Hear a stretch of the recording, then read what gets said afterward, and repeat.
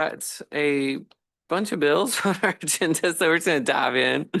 Let's see. Why don't we go to Senator Sparks on 2416 to begin with? Senator Sparks, you're recognized. Thank you, Mr. Chairman. Senate Bill 2416 is a bill that we have passed for at least a couple of years on the Senate side. This specifically deals with a positive drug test that someone in law enforcement may have from a random test or from other test situations where maybe they have to be tested, post-accident or anything of that magnitude. And what we were seeing, and this is from the Police Benevolent Association, is that there were potentially some false positives. Well, what happens with the police officers? They carry a certification, and that certification would potentially be at risk and be lost. And if we remember in this committee, we've actually tightened up the certification process and things of that magnitude to address some of what we've had across the state and believing we've had bad actors moving to different departments. But anyway, this allows the officer at their own expense to get a more invasive follow-up test if that test is if that test is negative. The first is deemed as a false positive, and it would avoid them having their certification at risk. That's a brief explanation of the bill, Mr. Chairman. I would yield any questions.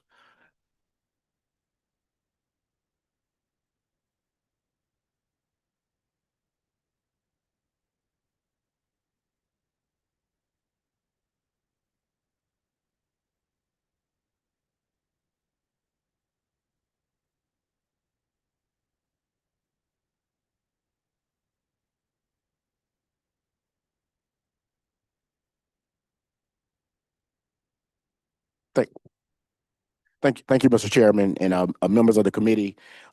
This bill 2228 amends Section 99-1971, which is our expungement law. If a person who is convicted of a felony, that's basically outlined in the statute that these are felony offenses that are expungible under the law. The waiting period currently under the law is 5 years after the successful completion of all terms and conditions. And basically what that is once a person, if he or she is actually incarcerated, once they finish their time, if there is a period of probation, say the probation is like 5 years, they'll go 5 years on probation, but they also have to pay all court costs, fees, and assessments, all the terms and conditions of that sentencing order before the five-year time period starts. So it could be 8 years or 10 years after a person completes his or her sentence because they may have terms or conditions of the sentence that have not been satisfied. And so it's in the statute.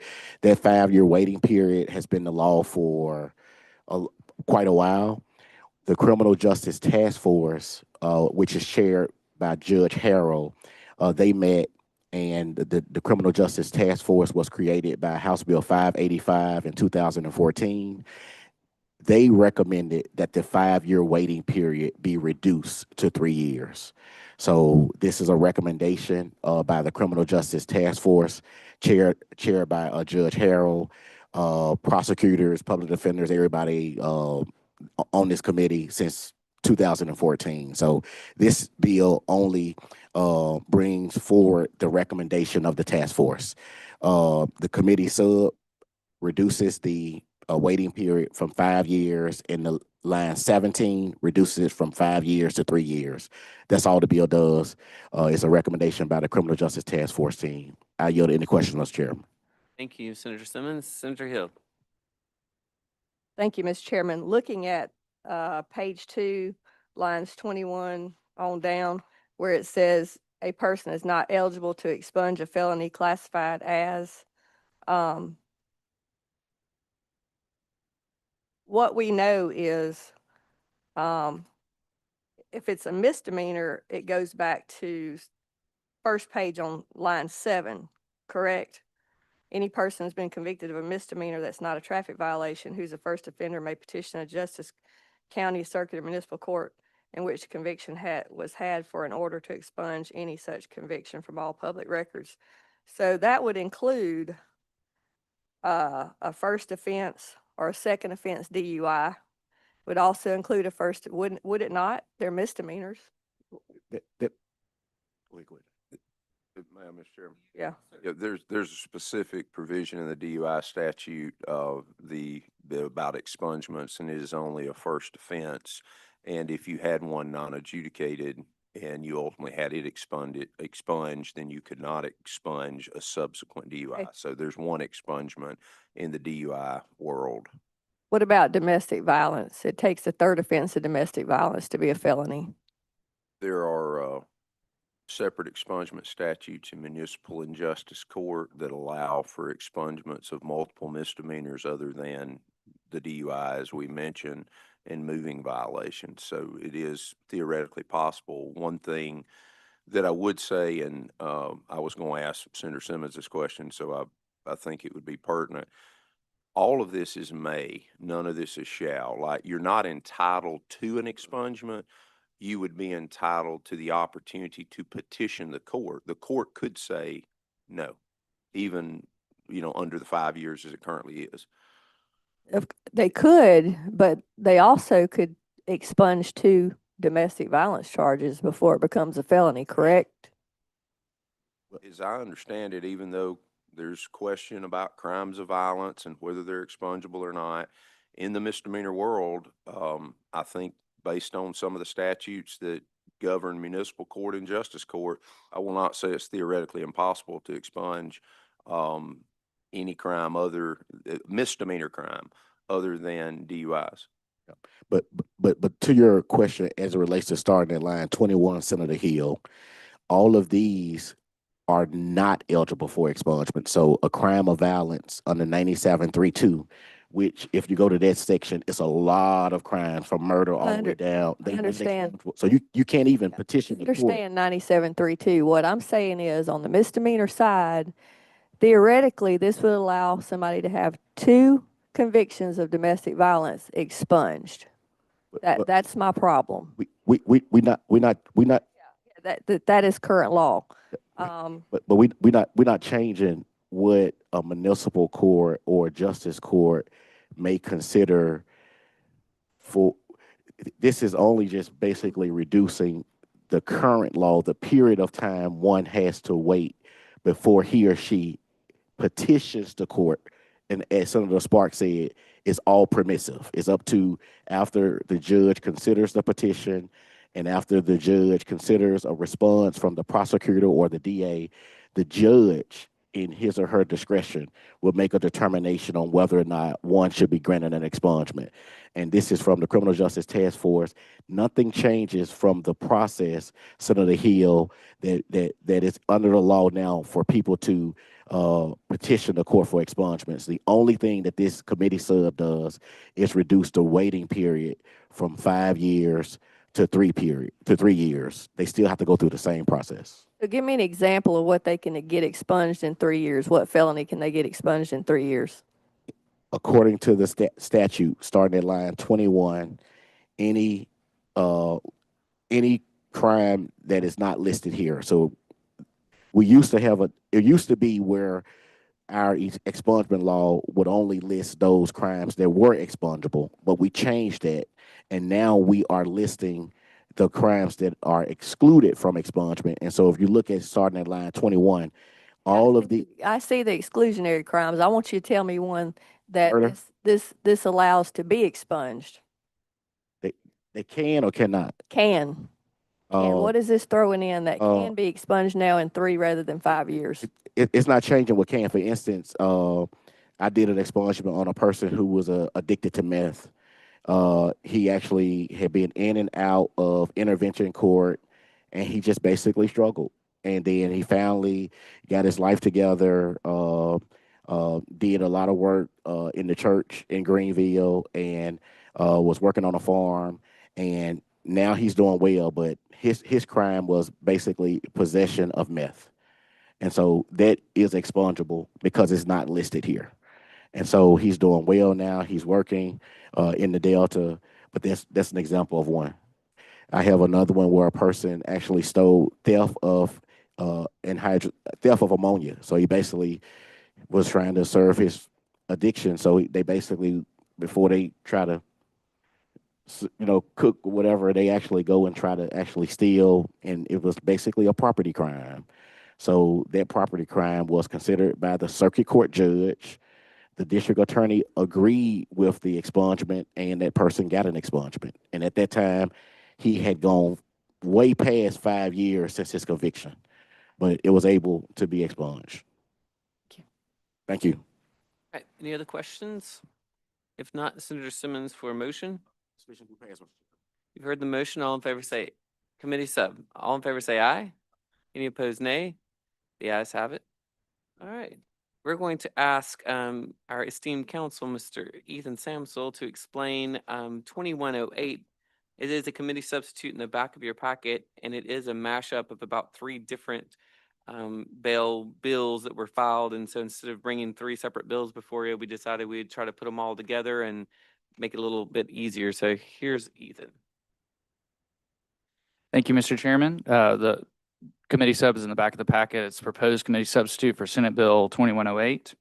And it serves basically 5 purposes in the bail world. Section 1 is an amendment to 8339-3, and it requires the commissioners to suspend a bail license where a licensed agent where there's evidence presented that there's a civil judgment against that agent, and then it allows the agent to pay that civil judgment off and reinstate the license. Section 2 amends 8339-25, and all that does is provide that a credit card transaction fee, which everyone pays, is not part of the fees authorized under the statute. So it's just incidental to paying by credit card. Section 3 of the bill goes down to line 15 on the long title to amend section 9959. And that authorizes any court to allow a defendant to post a cash deposit no less than 10% of the total bail amount in lieu of a surety or property bond, which is already the law, but it clarifies that the defendant has to meet certain requirements and sign an affidavit saying that they do meet those requirements. And I'm not sure if it's an affidavit or not. I'd have to look at the language, but it's a statutory notice and a form that's provided for that. I don't know if it's sworn or not. It is a sworn affidavit. I remembered that. Okay, and then sections, I guess it's the next 3 sections, so that would be 4 through 6, I believe, deal with prohibiting judges, and it starts on line 23 of the long title, from considering persons charged with bail-restricted offenses eligible for release on unsecured judicial release. And so that's sections 4 through 6. And then section 7, if you hop down to the end of the long title, starts on line 36. And that authorizes a court to assess the cost of any service of process that's required against a bail agent for failure to appear against the criminal defendant in the case. So that's for personal service or certified mail. So they can just pass those costs along. And that's actually the provision of the bill that makes the bill a 3/5, G3/5. Okay, questions? Senator Simmons? Chairman, would it be a friendly amendment to put a reverse repeal in it? Okay, yep. I'd like to add a reverse repealer. Motion for reverse repealer. All in favor say aye. Any opposed, nay? The ayes have it. All right. Any other questions? Not. Title sufficient to pass committee substitute. All in favor say aye. Aye. Any opposed, nay? And the ayes have it. Thank you all. And we'll go up to Senate Bill 2114. I think there's a committee substitute for this one as well, and that's Senator Hill. We will recognize.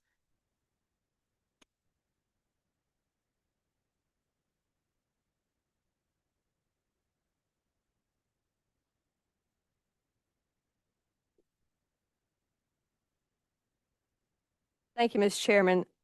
Senate Bill 2114 does mainly 3 things. Number 1, it enables DPS to collect information on the number of illegal aliens in Mississippi to the extent permitted by law. We don't typically know who is here, where they're from, which country. We just want to collect the information so that we can determine how to best use our resources. And our focus here is on the illegal activities of the criminal aliens, such as drug smuggling and human trafficking. The second thing the bill does is codify participation in the federal 287G program by the Department of Public Safety. We're pretty far behind in other states in taking advantage of 280G. Program's been around for decades, and we just last year had some Mississippi entities begin participating. The purpose of 287G is to enable local law enforcement to work with ICE to deport criminal illegal aliens. We're not talking about adding anything to law enforcement duties. The way it works is if an officer during their normal work investigating a rape, murder, drunk driving, encounters a legal alien, then they work with ICE to give that person to Homeland Security. It's been a very successful program in place for years, used all over the country. Finally, we're aligning state immigration law with federal law. We're making it a state crime for a person to come into Mississippi, not through a proper port entry, but to come into Mississippi directly from another country. Now, that would be rare because that would basically be coming in through the Gulf of Mexico. So if a person breaks Mississippi law, we're creating additional penalties if they are deemed to be here illegally. We're adding a extra 2-year penalty if they commit any criminal offense that under Mississippi law would require a minimum of 3 months in jail. And if it is a rape or a sex offense or a homicide, the enhancement, if they are deemed to be illegal and are convicted of those crimes, would be a potential enhancement up to 5 years. And it just also gives away, if it's not a sex offense or a violent offense, it gives away for the illegal alien to waive those charges and be deported if they meet certain conditions and agree to the deportation. There's also a severability clause in this bill that if any part of it is struck down, the other parts would remain in effect. And we've had states all around us that have passed similar pieces of legislation, like we're not breaking virgin ground. I found quite a number of states this morning that have done similar things. Iowa, Louisiana, Texas, Oklahoma, Arizona, quite a number of states, Idaho, Florida, have passed some type of enhanced penalties and made it a crime for the illegals to be in that state or to be deported and come back. So that's basically what the bill does. I've spoken to the commissioner about it. He is supportive, said that they would like to be able to do more and be more aware of what's going on and how many illegals that they think we have in the state, and they would love to be able to do more than what they're doing now.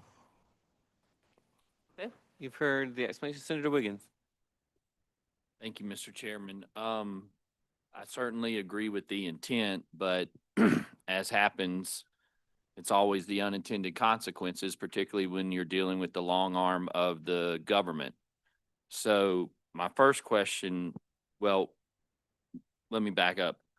So I'm also concerned, or I look at the practical side of how things get done. And so it's my understanding that if you are and let's call it an illegal or an alien, and you commit a felony or you even commit a crime in the state of Mississippi, that you will be deported, whether that is a burglary, that's an aggravated assault, or anything like that. So my question is, it seems like we're adding state charges onto this person, and logistically for the state to pursue that means that they would have to bring them back from their country of origin to prosecute them in the court of the state of Mississippi. Is that what we're doing? No, it basically says a person, I'm looking at lines 124, a person convicted under paragraph in lieu of prosecution of the crimes authorized in this section for any person not charged with a crime of violence or sex offense, the court shall have the authority to issue a written order discharging the person. I'm sorry, which line are you looking at? I'm looking at lines 129, starting on 129, page 5. Okay. Okay, if it's not a sex offense or a violent offense, in lieu of prosecution of the crimes authorized in this section for any person not charged with a crime of violence or a sex offense, the court shall have the authority to issue an order discharging the person and requiring said individual to return to his country of origin. If the person agrees to the written order, they pay a fine of $35,000. and the person has not been previously convicted of a crime of violence or sex offense in this state or an offense in another jurisdiction that is legally equivalent or substantially similar to a crime of violence or sex offense in this state. So we're not talking about bringing anybody back that's already deported. We're talking about ones we have here in custody. But, okay, but if they have been convicted of a crime and they're an illegal, then they are supposed to be deported right away, or as much as the feds will actually do their job. So I guess so that's my question. If you're convicted of, of, let's say, grand larceny, and you are not here legally, then the procedure I've always understood was they would contact the feds and say, come get him, go deport him because he's now a convicted felon. That's correct. And this doesn't change that other than the fact if it's a sex offense or a violent crime. And how does it change that? If it's a sex offense or a violent crime, they don't have the opportunity to deport as if it was a non-violent crime or a non-sex offense. Okay, so the language is this current law or is that new law starting at line 129? In lieu of prosecution. That's new law. That's new. So why are we, if, as I understand it, the law is if you're illegal and you get convicted of a crime and you to be deported, why are we giving the judges the opportunity to do an in lieu of prosecution and do a certificate? Because the person would have to comply with the court in this case. And the state of Mississippi would get something out of it. That rather than just having to deport them, the state of Mississippi would be able to collect a fine. Well, I don't know about other counties. I know in Jackson County, the amount of fines that are owed, even though they've been assessed, ranges in the $10 million range. So I don't know that collecting a fine is, so I guess you want the state to get its piece of the pie. Yes, and many of these people are drug traffickers that have these sex offense charges against them. They have multiple, they're basically criminal cartels, many of them, human trafficking, drug charges. You know, they have all that along with them. So many of them have the means to pay a fine. I understand that. I guess my question is if you're convicted, why aren't the feds coming and getting you and moving yourself out of the country? Well, they still would potentially do that. But there would be a process in Mississippi for them to go through rather than face the music, unless it's a sex crime or a violent crime. But, okay, but the language in lieu of prosecution That's right. means they won't be prosecuted for a felony. So if an illegal is arrested on, let's say, a grand larceny charge, that grand larceny is indicted, that illegal then is convicted or pleads guilty, that's a conviction. The language that says in lieu of prosecution means that the DA or whomever can choose not to prosecute them, and then they will not be deported. No, they will be deported if they don't prosecute them. They give them the choice. Okay. They agree to deportation. Okay. And in essence, that could save us money. I see It could make us money and it could save us money. and then, okay, and then I noticed in the definition of alien is what's used in the US code. Right. And I briefly looked at, I guess I just want to be sure that, example, like somebody's who is here, let's say on a student visa, that can't apply to somebody. No, there's all those federal exemptions are in Section 6, the DACA, and I don't know all the USC codes. Asylum under 8 USC 1158. The defendant's conduct doesn't constitute a violation of 8 USC 1325, or they were approved for benefits under DACA.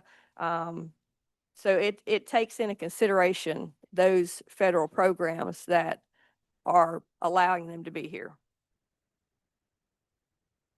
Okay, Mr. Chairman, thank you for your indulgence. I just wanted to go back. I see so under line 29, it's a avenue, like you said, instead of a conviction, you enter to a plea. This is a way we're going to deport you if you get convicted, but in lieu of prosecution, you do A, B, and C. That's right.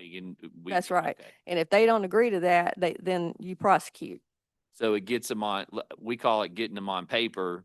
And if they violate that, then they can be sent off. Correct. All right. Thank you. Thank you, Mr. Chairman. So, thank you, Mr. Chairman. So, as I understand it, the entire bill is new law because everything is underlined. Each section is underlined. So, is that correct? I couldn't understand See, you. as I understand it, the entire bill is new law. Yes. Okay. So, Senator Wiggins or Chairman Wiggins, he was asking a question about as it relates to if a person has been charged with another crime. I guess my question is, based off this new law, are we asking law enforcement to charge someone just based upon what is defined here as what an alien is? Is it a separate offense? Only if they come in, it's very limited, only if they come in through the Gulf of Mexico and not through another state. But how is that enforced? So I guess If they wash up on Biloxi Beach, then they could be charged separately.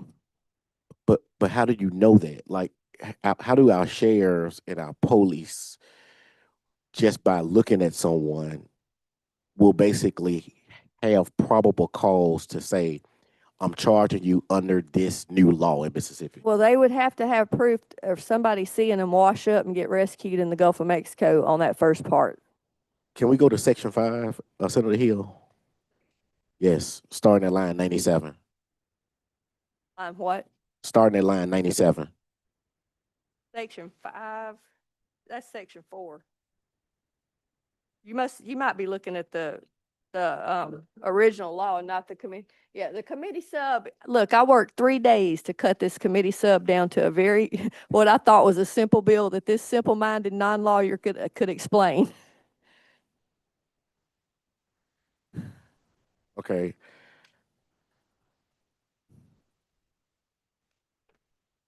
All right, so I'm looking. And I think if I explain that part to, I think if I explain that other part to Senator Wiggins, I need a attaboy for that. Attagirl. So I'm looking for the language where it says a person who is an alien.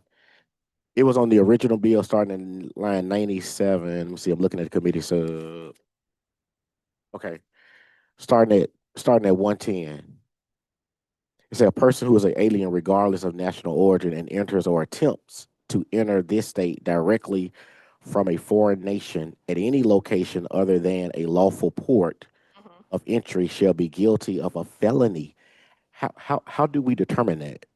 If they're in a boat and they're illegal and the Coast Guard intercepts them on Cat Island headed to the Gulf of Mexico, that would suffice. Okay. All right. Say they're not on a boat. They're just on the coast in front of the boat rivage.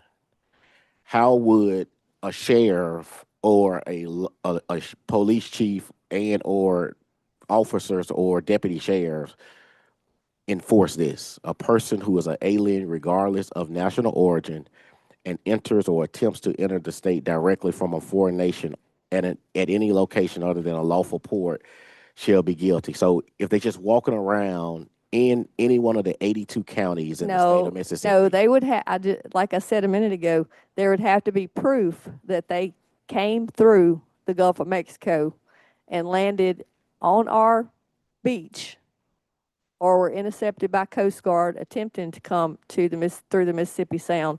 There, if you can't prove that that's how they came through, that section would not apply. If they came from Texas or Georgia or somewhere else, came through the Canadian border, it would have to be intercepted coming into the state of Mississippi through the Gulf of Mexico. I'm make sure I'm clear for my sheriff. In Washington County, if someone is in Walmart or Lowe's, could he direct his deputies to just identify people that he believes came from a port or was on a boat at some point and just basically enforce this new law, illegal immigration? Can he do that based off the language of this bill? They can investigate if they believe somebody was, came through the Gulf of Mexico, they could investigate that just like they could investigate if they believe that they, you know, were dropped from a hot air balloon in the state of Mississippi. But there would have to be proof and evidence that they came through the Gulf of Mexico. So do we make the arrest and then investigate, or do we try to create some kind of probable cause? When I look at Section 5, it's the probable cause written in Section 5 to make the arrest, and then there's an investigation, or will there be some level of investigation before an arrest is effectuated? If you're a decent law enforcement, you're going to have some type of investigation before you walk up to somebody. There has to be background.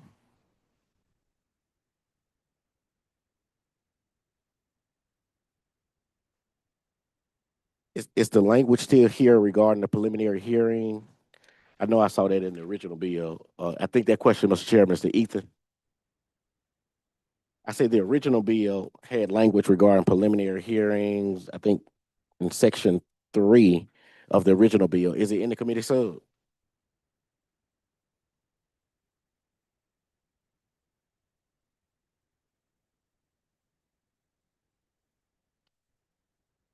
Section 3 in the original bill talked about a process for a preliminary hearing. And I was just trying to see in the proposed committee sub, did that carry over?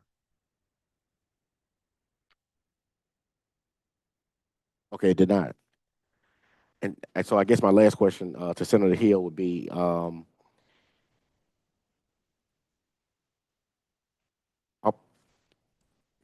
is this, This doesn't negate any standard process of a judicial procedure. This just gives options for enhanced prosecution and enhanced charges. but we are creating a new statute under the Mississippi Code, and so do we not rely on the fact that we have federal courts within the state of Mississippi and federal law enforcement that basically could enforce federal laws within our boundaries? That's correct. And what we're doing with this bill is we're enhancing our cooperation with the federal courts and with the federal laws through the 287G. And is this supported by the Sheriff's Association or the Police Chiefs Association? What I've been told is as long as it doesn't cost them extra money, they're supportive. Thank you, Mr. Chairman. Senator Sparks. Thank you, Mr. Chairman. Senator Hill, just following up on the prior discussion, making sure I understand this. In Section 2, there's a directive to the Department of Public Safety to basically gather information, try to have better data. Section Correct. 5 is a unique crime to the state of Mississippi of you entered through basically the Gulf of Mexico, came an illegal entry. That is the only crime in Section 5, is the entry. That is the only new crime Yeah, new in crime, Section excuse 5. The other 2A and B are just enhanced penalties for already being determined illegal and committing other criminal offenses. So Okay. those two are just enhancements. But as far as a new crime, Right. you're requiring that burden of proof to be that you actually can be shown by Yes, beyond a reasonable doubt you entered through the state of Mississippi. correct. I think the concern potentially is the gathering of information in Section 2. Then what are we going to do with that information, considering you are acknowledging there's crimes that are already on the books? If someone is charged with an offense, whether it's a drug crime, they're pulled over for DUI, whatever, that database would be in Section 2, you presume, would disclose that someone is illegal, and then whatever federal crime that is associated with that would be what they would be prosecuted with? Yes. Okay. A federal or a state crime, because, I mean, Yeah. they're, But from an immigration standpoint, you yes. can't have any unless this becomes law. Right. Okay. And then the last thing would be, I'm not sure on the $35,000 pay to go home fee. It might cross into a debtor's prison type situation. In other words, for the people that have $35,000, they can go back to whatever their home country is. The people that don't, so that may just need to be looked at from the standpoint of whether that would stand judicial scrutiny, a constitutional scrutiny. And that's why I put a severability clause in here. But I was going to suggest possibly that if you have any kind of agreement to avoid the prosecution of this entry to Mississippi crime, because are you also doing the $35,000 and go home policy for, we can't do that for federal crimes. No. Because we don't have any control over that. So this would be the only state immigration crime would be proving that entry through Mississippi. Right. Okay. The only thing I might suggest is, even if they pay to go home or that doesn't become the issue, if caught here again, you may want to be able to revive those charges. So just because a judge dismisses them, it probably needs to be dismissed without prejudice in case they come back. Because it seems like, oftentimes we have the third or fourth time somebody showed up in the state. So I'll work with you on that language.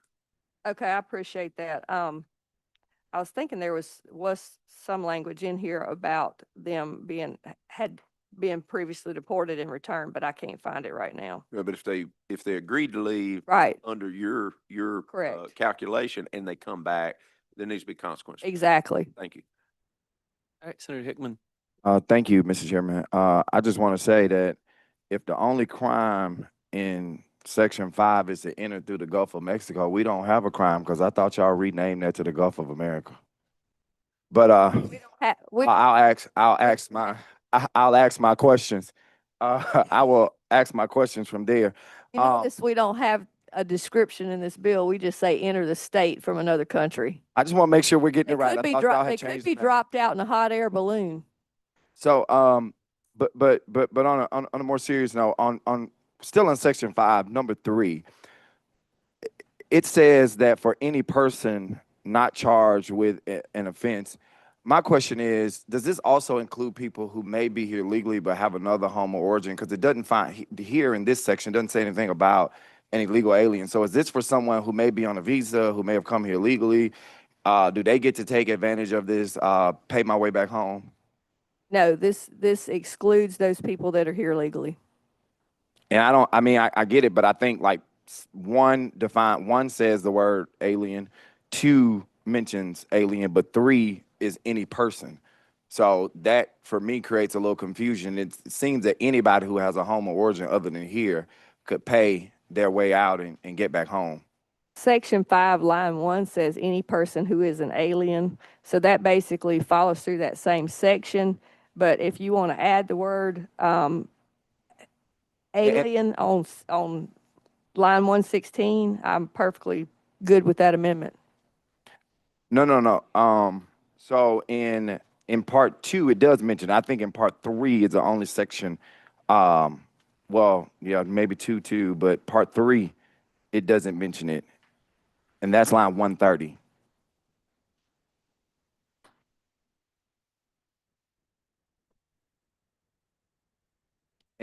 And see, in section 2, the reason why I'm not so concerned about that, 119, it does say determined to be an illegal alien, but we don't have any such language in part 3, section 5, part 3. I'm afraid you may be looking at the original bill, not the committee sub, because part 3 on the committee sub talks about, Not section 3. oh, 5.3, subsection 3. 5, subsection 3.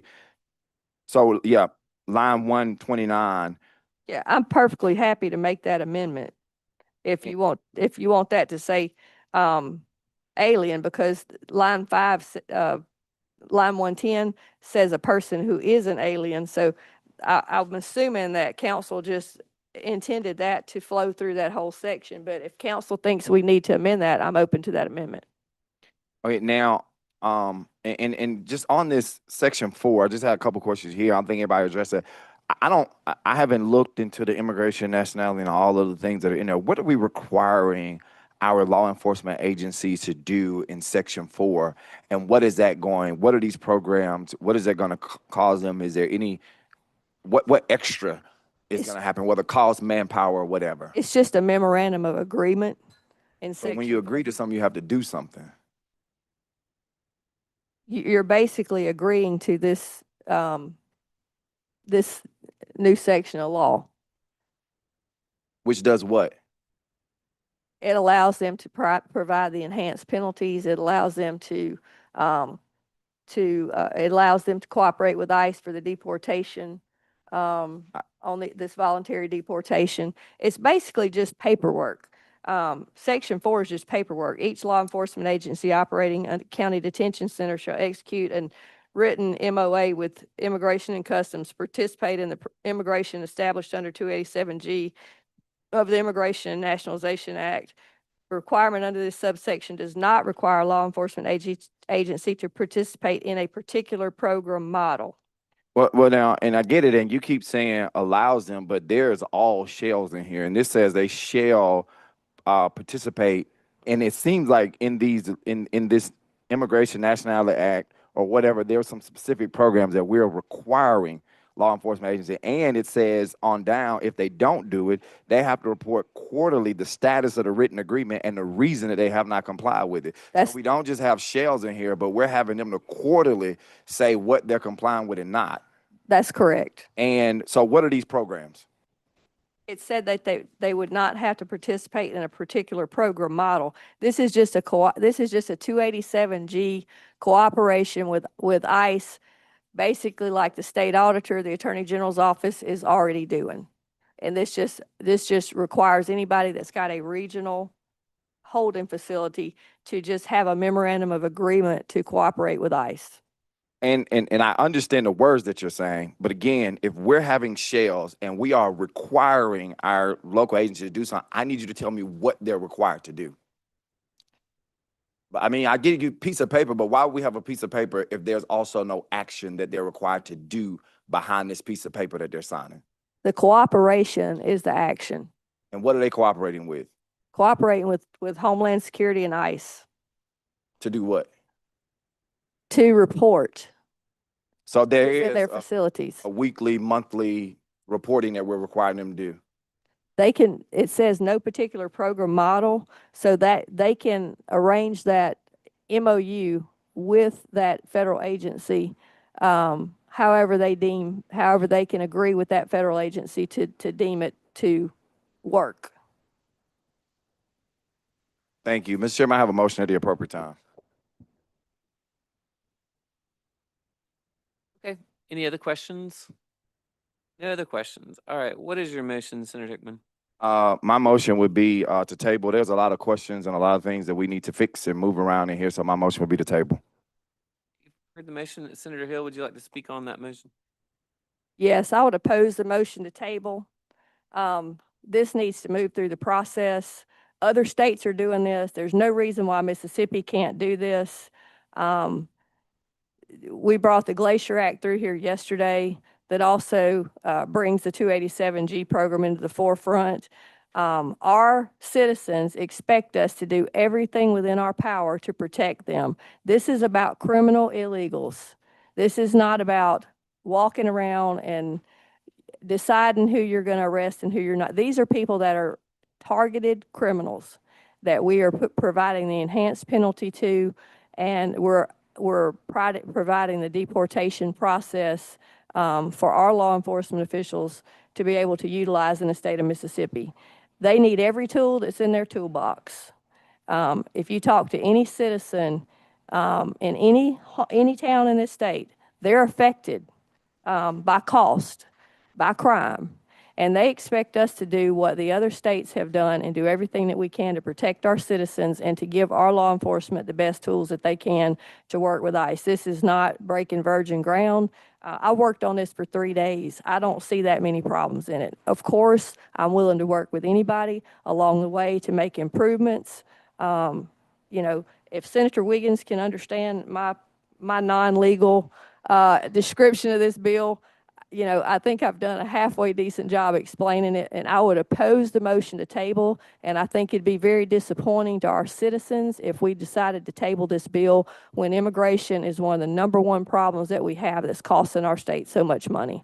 And it's taken away from our citizens. We want the services for our citizens first, but yet when we have so many illegals in the state, and we know we do, based on how many we have enrolled in the schools that can't speak English. We know how many are going through our emergency rooms that can't speak English. We know how many that our law enforcement are arresting, and we know they're major human traffickers and major drug traffickers, a lot of them, and that's what we're targeting. So I would oppose any motion to table. You're welcome to close on your motion, Senator Hickman. Thank you, Mr. Chairman. Again, I would just reiterate, I think there are a lot of issues with this bill. At one point, we were just talking about people who came directly into the state, and now we're talking about children who are enrolled in school, who parents could have visas, they could be here properly. I mean, I think we're conflating things, and we have at this point generalized something that I think is a very nuanced issue, and that speaks to the nature of this bill, that they are, as Senator Wiggins says, unintended consequences. I think we need to table this. For the motion, all in favor say aye. Any opposed, nay. Then noes have it. So we're back on. State your motion, Senator Simmons. Thank you, Mr. Chairman. Senator Hill said that she certainly be willing to work with anybody on this bill, so my motion is to add a reverse repealer and see if we could clear up some of the unintended consequences that Senator Wiggins mentioned and some of the concerns Senator Hickman and I have. Bill, would you like to speak on that motion? I would oppose an adverse repealer at this time. I think if we have time, if any amendments need to be made on the floor, that I would be open to looking at. So you want the reverse repealer or no? That would be what I was gonna speak on. I think. You recognize Senator Wiggins. I'm sorry. I defer to the senator. I think it is definitely well intended. And yes, the reverse repealer would, it would allow some of these questions to be flushed out. You have graciously said that you're willing to I am. work on that, and having worked with you, I understand that. So yes, I think a reverse repealer would be in line here. Main thing, I just don't want it to drag out to conference. I'd like us to have our differences worked out by the time we bring it to the floor and potentially maybe remove the reverse repealer, but I would not oppose it at this time. All right. Heard the motion. All in favor say aye. Aye. Any opposed, nay. The ayes have it. All right. Any other questions? Motion, Senator England. Heard the motion. All in favor say aye. Aye. Any opposed, nay. The ayes have it. All right. Thanks, everyone. Let's see. We got several more bills here.